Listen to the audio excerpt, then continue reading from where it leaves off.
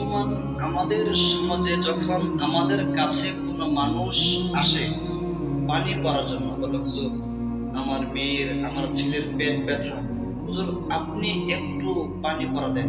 যখন আমরা পানি পড়া দেই, পানি পড়া দেওয়ার পরও কিন্তু পেট ব্যথা কমে না। কেন কমে না? যখন আমি বিসমিল্লাহির রহমানির রহিম বলে আমি ফু দেই, এই ফু দেওয়ার মধ্যে বরকত থাকে না। কেন থাকে না? কারণ আমাদের এত পরিমাণ গুনাহ থাকার কারণে বিসমিল্লাহ বলে ফু দিলেও কি পানি কাজ করে না। কিন্তু আগে দেখেন, আগে এত মন্ত্র তন্ত্র করা হতো, শুধু বিসমিল্লাহ বলে আল্লাহর উপর ভরসা করে শুধু বিসমিল্লাহ বলে ফু দিলে কি কাম হয়ে যেত। কেন? তাদের কোনো গুনাহ ছিল না, তারা তেমন গুনাহ করতো না।